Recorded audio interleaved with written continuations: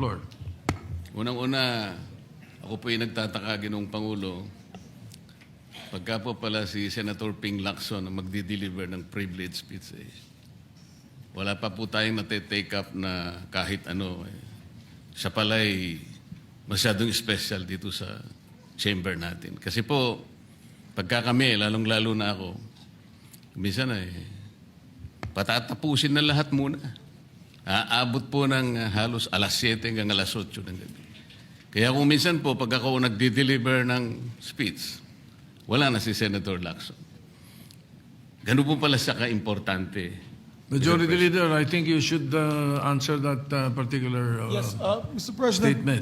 yung privilege speeches, alam mo, dalawang linggo na lang po naiiwan with due respect to Senator Marcoleta. Talagang tinutulak natin yung legislation. Una, yung privilege speeches, we put always, and it's been a practice in the past, in the tail end of the discussions, because the privilege speeches can take up a lot of time. Yung nangyari po kasi kahapon, sa speech ni Senator Marcoleta, with due respect to the two sides, binanggit po niya yung pangalan ni Senator Lacson. So it is obvious that Senator Lacson would like to respond. So usually when it is personal and collective privilege, especially when they're trying to defend themselves, kasi gusto mong i-depensa ng sarili mo, binibigyan po natin ng pagkakataon. Ang senador na tumayo at any given point in time. Kaya kung sinabi din po sa akin ni Senator Marcoleta kahapon na ito po ay personal and collective dahil galit ako kay Senator Lacson, ginawa kong agad-agad. Pero hindi po niya kwento sa akin ano yung purpose ng kanyang speech. Kaya nung ninapitan niya po ako for speech, binabigyan po natin Senator Tulfo muna, pagkatapos si Senator Tulfo, Senator Marcoleta naman po. Pero yung laman po ng speech ni Senator Marcoleta ay binabanatan isang member ng Senado. Obviously, that member of the Senate will stand and defend themselves. We have to give them priority. It goes for any member of the Senate, Mr. President. We will give that privilege to any member of the Senate. Thank you. All right, thank you. Mr. President, ang sinasabi ko lamang po ay ngayon ko lang po na nakita ang ganitong special treatment. Hindi ko naman sinasabi, Mr. President, na lahat ay ganito. Kasi po yung yung una pa po bago ito, Mr. President, naalala ko, tinapos muna lahat po ng bisita, pati po yung mga galing sa Southeast Asian Games. At kahuli-hulian nga po, inabot po ako ng alas 8 ng gabi. Yun lamang po. Ngunit gusto ko pong makapagtanong sana sa ating ginagalang na Senador Ping Lacson kung siya po ay papayag. My pleasure, Mr. President. Hindi ko po alam, Mr. President, Your Honor, kung paano ko, saan ako mag-uumpisa sapagkat hindi ako ang subject matter ng aking diniliver na privilege speech kahapon. Kaya kung sagutin at iisa-isahin sa inyo, ngunit ang nangyari, parang ad hominem ang nangyari. Sa akin po, natutukoy lahat ang inyong privilege speech ngayon, samantalang ang inaasahan ko ay sasagutin nyo yung privilege speech kahapon. Kasi kung ganun pong mangyayari, Mr. President, malilihis na naman po tayo sa inaasahan ng ating mga mamamayan.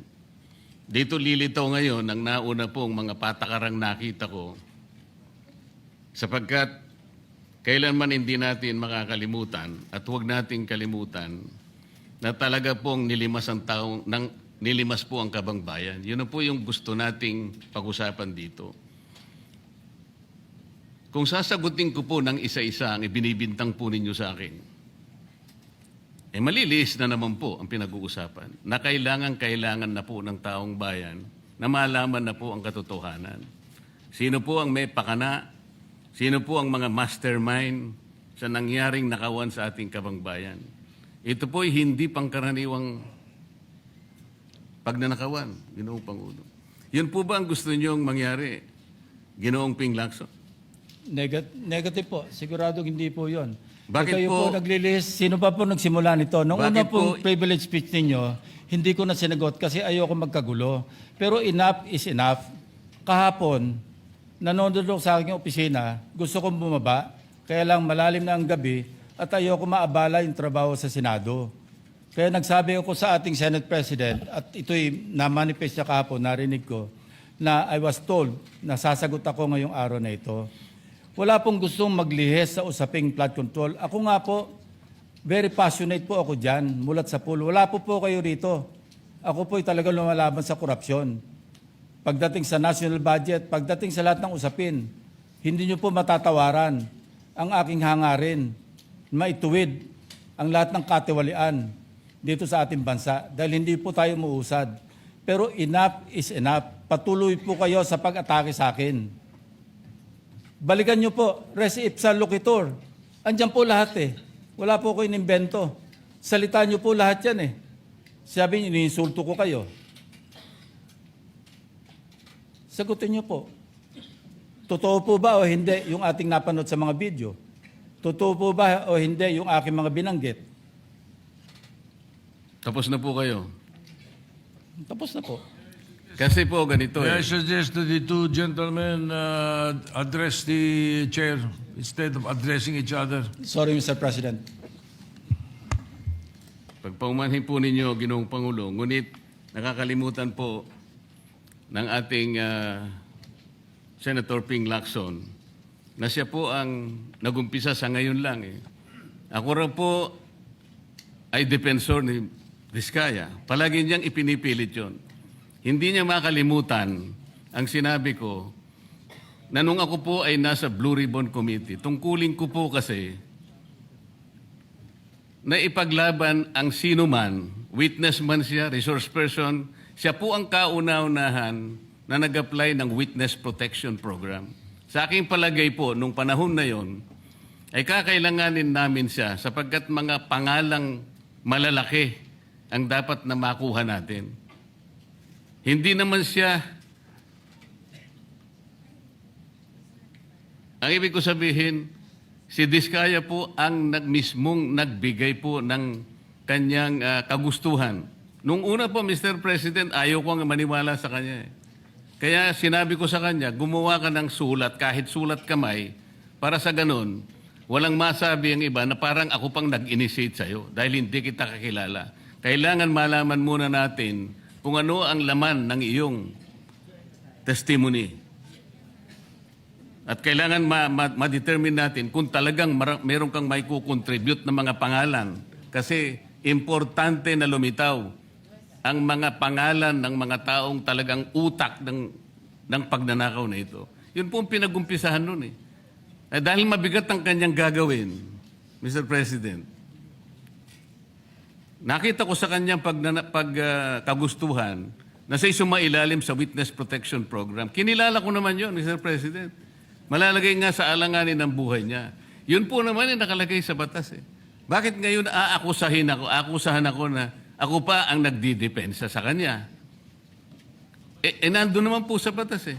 Kaya nga po nang ipilit po ng ating DOJ Secretary na pinipilit niya magkaroon ng restitution, sinabi ko huwag mong gagawin yan. Wala naman sa batas yan eh. Ipipilit ninyo sa pamagitan ng memorandum ninyo na kahit wala sa batas para siya maging katanggap-tanggap na witness protection program witness, ay gagawin ninyong mag-restitute siya. Wala po sa batas yun, Mr. President. Yun po yung nilalaban ko. Kung napagkamalan niya na dinidepensahan ko, hindi po pwede yung ganon, Mr. President.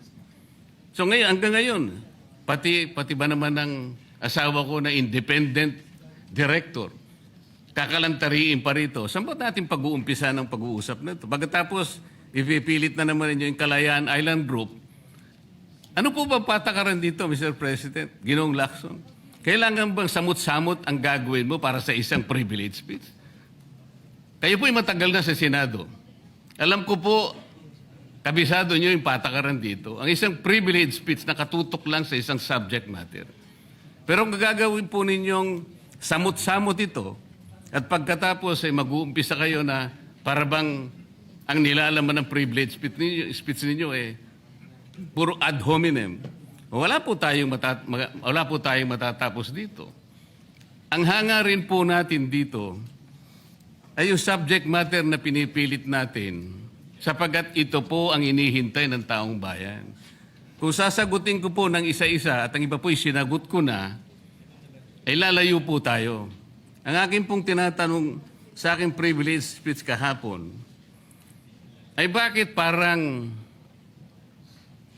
hindi ninyo pinagbigyan ang ibang mga tao na napakarami nilang dapat sabihin para sa ganun malaman natin ang katotohanan. Kayo po ang nagsabi, Senator Lacson, Mr. President, napupuntahan natin lahat ng lugar na kung saan ang ebidensya. Hindi po ba kayo po'y nagpahayag noon dito sa plenaryo, Mr. President, Senator Lacson, na sinabi nyo na ang presidente ay name drop ni Yusek Bersamin. Hindi ko man lang po nakita yung kanyang katauhan na ipinatawag nyo dito. Samantalang napakalaki ng dapat niyang ipaliwanag sapagkat kayo po ang nagsabi sa pamamagitan ng pagtitiwala ninyo sa ibinigay na testimony ni Yusek Bernardo na niname drop niya ang presidente. 100 billion pesos po pinag-uusapan dito na kung saan ang porsyentong tinanggap nila sang-ayon din sa inyong pagpapahayag ay 8 billion pesos. Nagtataka po kami, ang taong bayan, hindi nyo man lang pinatawag si Yusek Bersamin. Nagtataka din po ako. Alam po ninyo ito. Nakiusap, nagpresenta si ex-Governor Chavit Singson. At iminungkahi ko po sa inyo at ang sabi nyo, sige po, sa susunod na pagdinig natin, ay iimbitahan natin siya.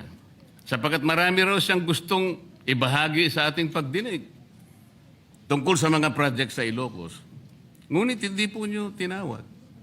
Yun po yung pinagtataka. Ito po yung gusto ko sanang sagutin ninyo. Sa akin po, wala nang kwenta kahit na ako'y patutsadahan ninyo, na ganito ako, ganito kami, ganyan. Hindi na po mahalaga sa akin yun eh.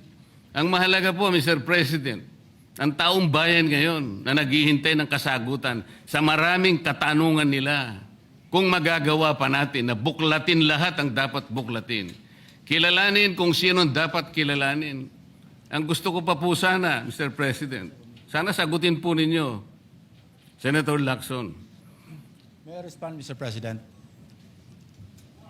May I respond, Mr. President? Yes, please, go ahead. Mr. President, Your Honor, have you read the partial committee report? Ganito po ang nangyari, Mr. No, have President. you read the partial committee report? That is my question, Mr. President. Binasa ko po, ngunit hindi ko po magawan ng paraan kung paano ko po itatrato. Kasi kahit na po ganon ang nangyari, tiningnan ko po eh. Kaya lang, sabi ko sa mga staff ko, nung mag-meeting kami, bakit ka ako wala man lang pirma ito? Ito po italiwas po sa inyong ipinahayag kahapon. Sinabi nyo rito, If I may be natanggap allowed, ko. Mr. President. Patapusin niyo muna ako para may paliwanag ko kung bakit hindi man lang ako sumagot sa inyo dito sa ibinigay niyong material na ito. Kasi sinabi po ninyo, for one, I have it on record that his office already received a copy of the BRC Partial Committee Report as early as February 11, both hard and soft copies, but he has not signed it, even with I dissent remark. It follows that as chairman, I was first to sign before routing the same contrary to his claim that I did not. Kahapon lang po namin nakita ito, Mr. President. Pero hawak ko po dito yung ipinrint naming kopya na nakuha lang namin sa isang link sa PDF document. Kami lang po nagprint nun. Wala pong pirma. Mr. President, we assume that it came from the office of Senator Lacson or probably from the Blue Ribbon Committee. I would not assume otherwise. So sabi ko, kung walang pirma ito, wala man lang covering letter, ano bang gagawin namin dito? Gagawin ba nating banderitas ito? Ganun po ba yung pagbibigay ng isang importanteng dokumento? Kung inaakala po yung importante ito, bakit wala naman pong pirma man lang? Sa akin palagay, hindi po ganun ang pagtrato sa amin bilang miyembro ng Blue Ribbon Committee. Dapat man lang sana, kahit na initial nyo lang po at meron siguro kayong instruction doon, anong gagawin namin dito? Now, before Senator Lacson responds, will you answer the question? Did you read it or not? That was the question. Yes, Mr. Are President. you ready? Okay, Senator Lacson, go ahead. Yes, Mr. President. I mentioned it in my privilege speech. Binigyan po natin ng tikitigis ang kopya na may watermark ng kanilang opisina. Una, nagkaroon po tayo ng isang masamang experience na nag-leak yung nauna ng ni-route na committee report. So naisip namin, para matunto natin kung saan opisina manggagaling ang leak, bigyan natin ng tikitigis ang kopya, hindi po talaga pipirmahan yun kasi advance copy po yun eh. Nasabihan po namin ang kanilang mga staff na kapag ready na sila na pumirma at nabasa nila, hudyatan nila kami, ipapadala namin yung physical or yung hard copy. Nandun po yung signature page, nakapirma po ako doon. Hindi ko po pwede ikalat yun nang wala akong pirma kasi ako yung chairman. Hindi niyo po narinig yung aking paliwanag sa aking privilege speech na talagang walang pirma yung aming ikinalat sa bawat miyembro.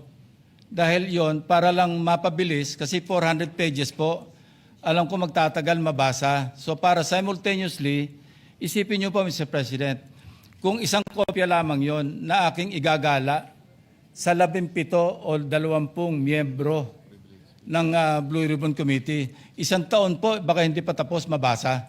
So gumawa kami ng nag-devise po kami ng isang pamamaraan para simultaneously, sabay-sabay nila mabasa with the advice to their staff na kapag nabasa na at ready ng pumirma, sabihan kami, dadali namin yung kopya na mayroong signature page at sa kanila pipirmahan. Katunayan kahapon po si Senator Bam Aquino. Binigyan namin sa kanya yung may signature page at pumirma siya. Hindi po matatapos kung yung 467 yata na pages, iisa-isahin namin iikot. Mahirap po. Gumawa na nga kami ng paraan para matakil na sa floor, ma-defend ko, at makamove forward tayo na tulad ng binanggit ko sa aking privilege speech, simula na tayo uli ng mga panibagong pagdinig. Ngayon, sinabi po ni Senator Marcoleta na bakit hindi inimbitahan si Undersecretary Bersamin. Kaya ko po tinanong, kung nabasa niya na yung report, kung meron po siya maipakita sa akin doon sa committee report o doon sa TSN, doon sa minutes ng pagdinig na nabanggit ang pangalan ni Undersecretary Bersamin. Bukas na bukas din po o bigyan natin 3-day notice rule. Tatawag po ako ng pagdinig, ipapatawag natin si Undersecretary Bersamin.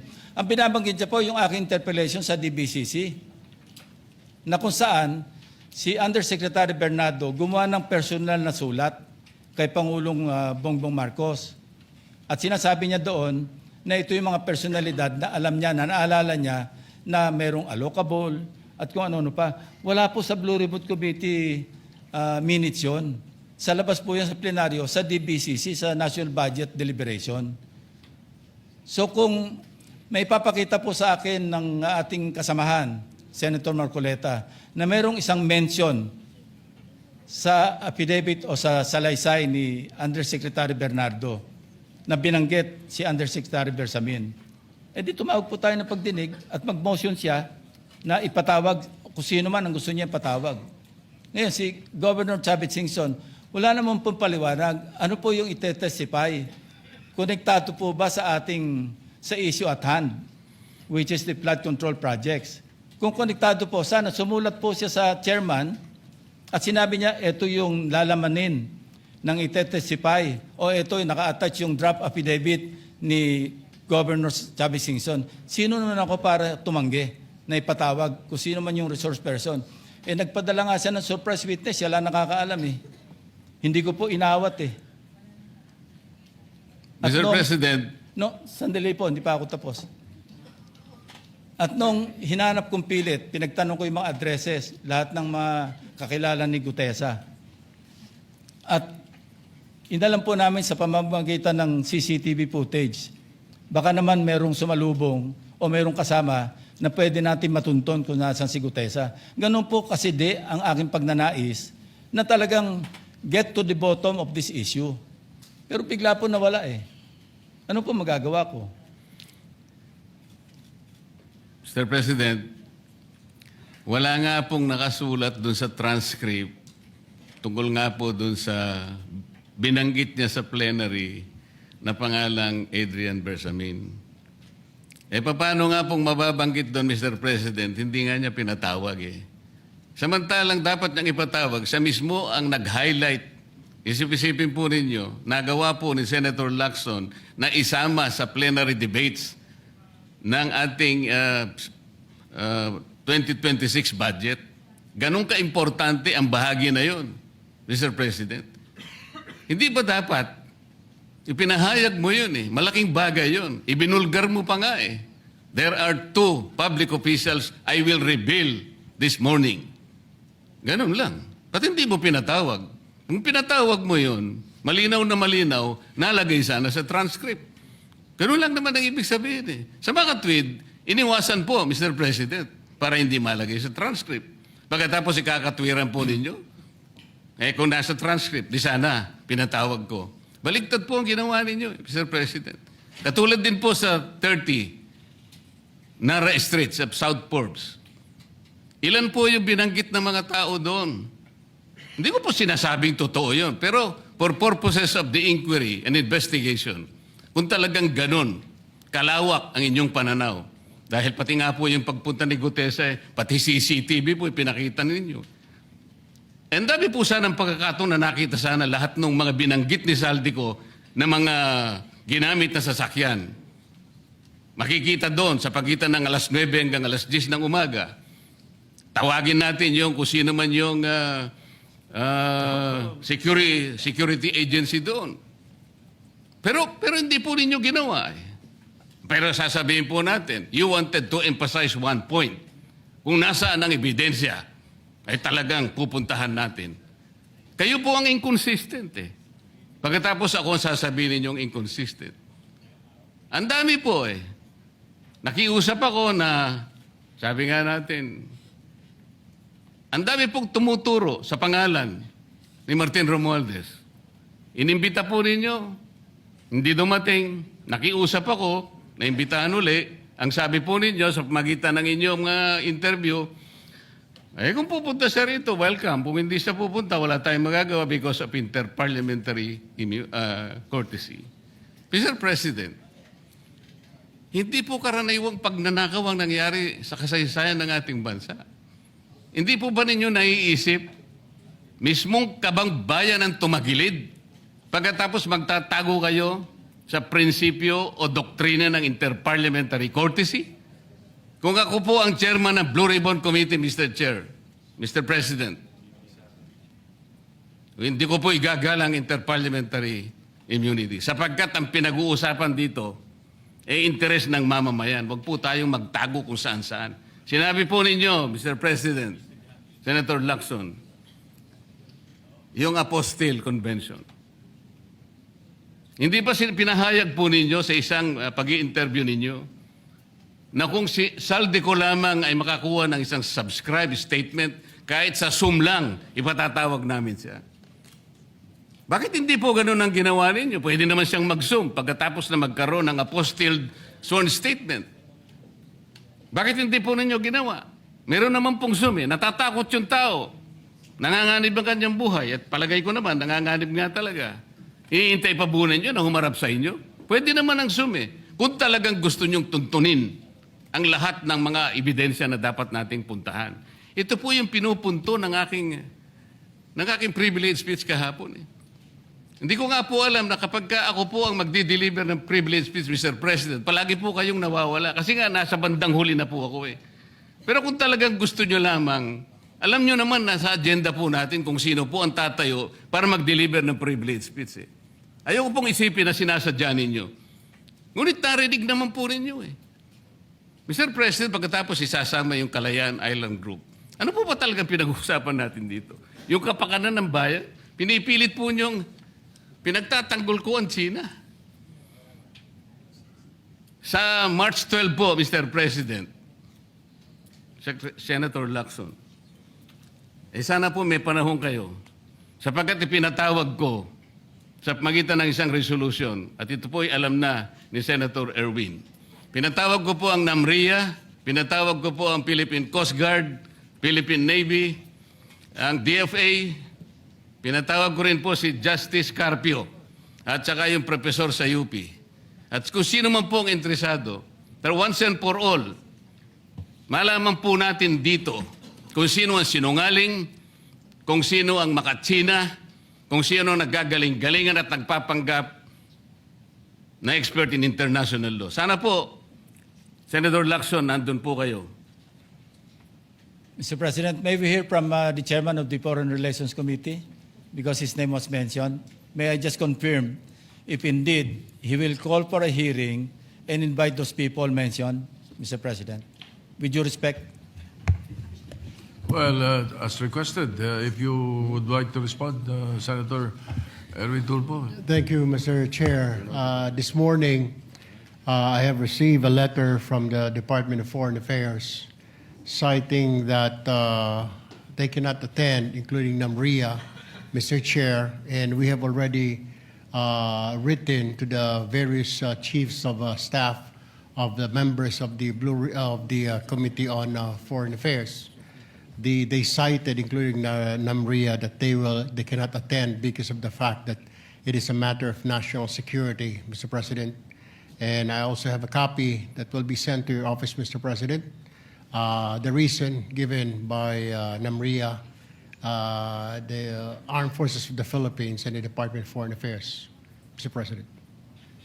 In other words, Mr. President, the gentleman from Pampanga and Tarlac is confirming something that is not confirmed.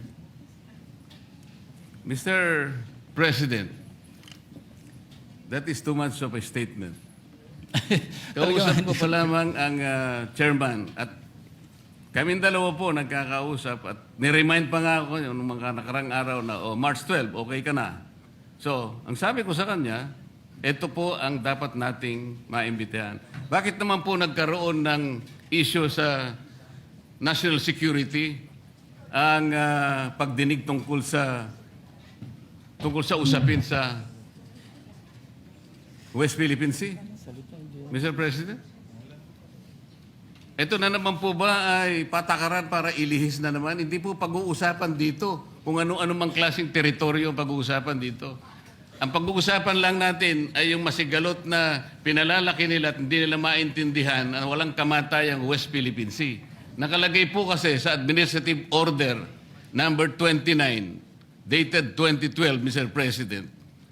14 na taon nang nakararaan, minanduhan mismo ang NAMRIA at ang DFA na mag-submit ng mapa at mga charts sa opisina ng United Nations General as UN Secretary General at inotify ang lahat ng international organizations katulad ng IHO. Ano po bang ibig sabihin nun, Mr. President? Alam po ba ito ni Senator Lacson, yung Administrative Order number 29? This is something between the chairman of the Foreign Relations Committee and the gentleman from Tarlac and Pampanga, Mr. President. Hindi po, tinatanong ko po kayo. No, kasi, I don't know Administrative Order number 29. Mr. hindi po ninyo alam, sasabihin ko sa inyo. I don't Ulitin need to ko. know, Mr. President. I'm not interested. Hindi po kayo interesado sa isang bagay na napaka-importante sa ating bansa? Hanggang ngayon, hindi ma-drawing ang West Philippine Sea. Hindi kayo interesado? Hindi po ako rin interesado sa sinasabi ninyo.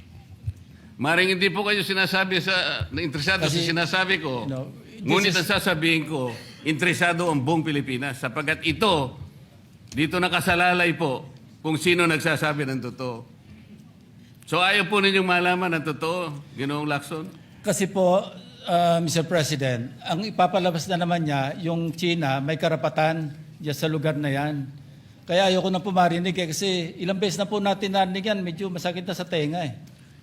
Alam po Kaya ninyo, sinasabi ko po, ayoko na alam po ninyo, marinig Mr. kung President, nanggagaling sa kanya, Mr. President. si Senator Lacson po ay, ang pagkakaalam ko, isang magaling na investigador. Ngayon po pala yung manghuhula na. Paano po niya nahulaan? Ang sasabihin ko ay... The debate is going into motives and all of that. So, motu proprio, the presiding officer declares the session suspended.